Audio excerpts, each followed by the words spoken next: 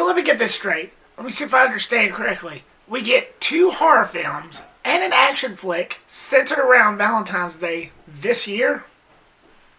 Wow. Valentine's Day definitely lit this time. That's definitely a good thing for the season of love.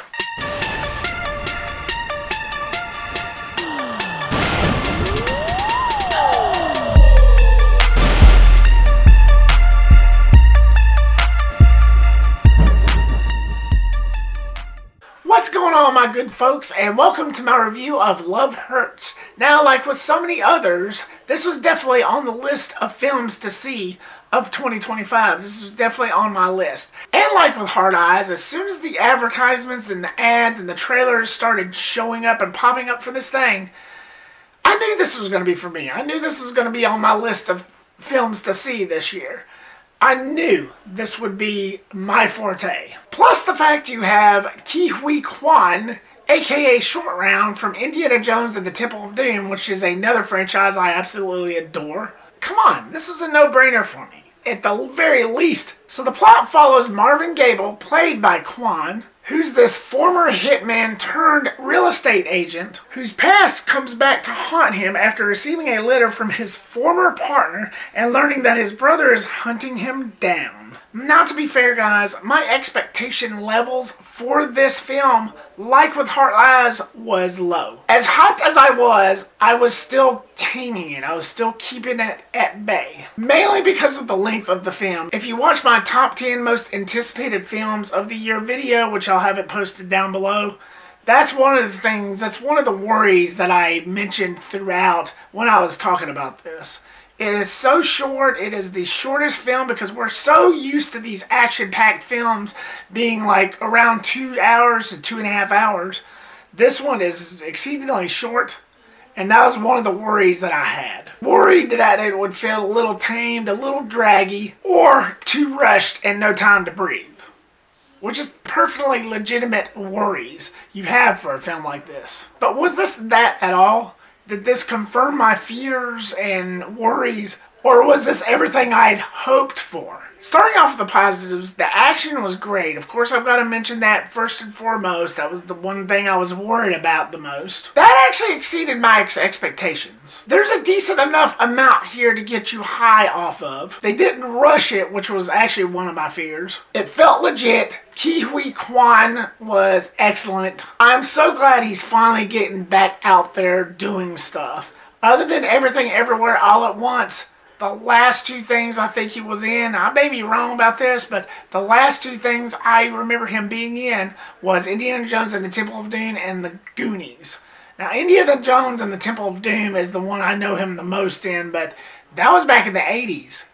This is like 30 plus years later. He's just been in that limbo state up until a couple of years ago with Everything Everywhere All at Once. Now, from what I understand, now don't quote me on this. This may be a rumor. I don't know how true it is. I've never actually heard him say this in interviews personally as the reason why he's took such a long break from acting. We're talking 30 plus years from the early mid 80s to now. He only took a hiatus because he didn't want to be typecast. He didn't want to be that sidekick or that foreign exchange character.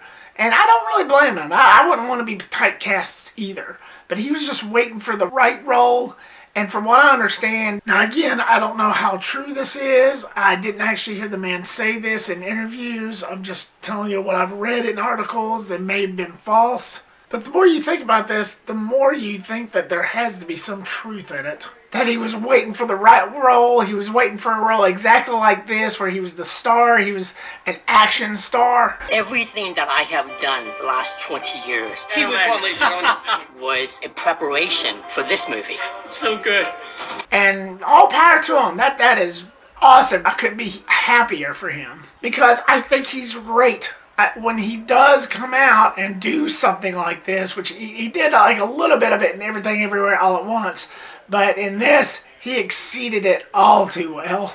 He was great here. He's badass, he was kick-ass, almost sort of like a Jackie Chan type, while still adding his own style to him. You get a little bit of Jackie Chan mixed in with some Huy Quan fighting style, to where he mixed in a little bit of Chan with a little bit of himself.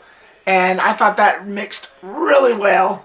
There's just a lot of him throwing stuff and using the environment around him like Jackie Chan would do. While at the same time, you know that he's doing some of his own fighting style along with that, which I thought was great. It was a perfect mix. So I thought that was pretty badass, and I thought he stole the show, as I expected him to. There's this fight that happened in the first 10 to 15 minutes of this film that almost made me bust a gut. I was laughing so much, just the way that it was presented, just the way that it went down with Quan, Marshawn Lynch, and André Eriksen. It got me laughing quite a bit, the way they would trip over each other. There's some of these shots to where it would pan around in like a microwave, and you could hear the commotion in the background and the fighting and the punching. It almost sounded kind of slapstickish in a way, to where you see through the microwave and it pans around, and then you could still hear the commotion in the background, but only for like maybe 2 or 3 seconds, and then it would get back into actually showing it. I thought that was pretty cool. I thought that was it was pretty hilarious, pretty funny. And I thought that was very entertaining. It didn't do it much, it only did it twice, but I thought that was very entertaining. Again, this happened in like the first 10 to 15 minutes of this film, so of course that kind of made the confidence in me build up. It kind of inflated itself like a balloon. Ariana DeBose was pretty entertaining as well. The past between her and Quan was pretty interesting. She was the one that played the former partner in Quan's past life.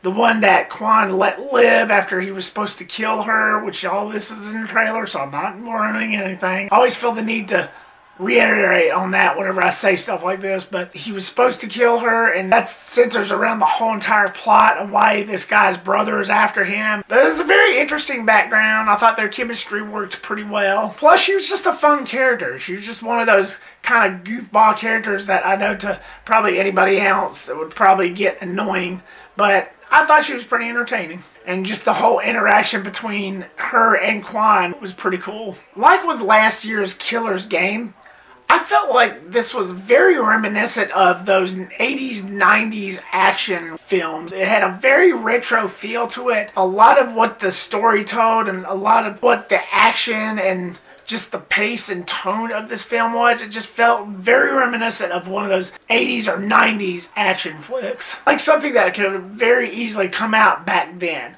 Though it wasn't as hardcore as The Killer's Game, I do admit, but it just felt like something that could have come out back then, like 30 or 20 plus years ago. I'm glad Hollywood is still trying to strive for that. Even though I know it won't last, I know this probably won't make squat, just like The Killer's Game did. It probably won't make squat, but still, I'm glad that they're still trying for this, and they're still trying to strive and make these happen, and keeping those types of eras of action films alive. Like I said, like with The Killer's Game, I don't really see this making squat, which sucks. But still, that's what dreams are made of. Moving on to my mixed is the pacing. Now, this was actually one of my fears that actually came to light. It's a little, very small, minute one, because all in all, this film was actually pretty entertaining, and a lot of my fears did get buried deep, 6 feet deep. But this was one of them that kind of peeked its ugly head up from the ground just a little bit.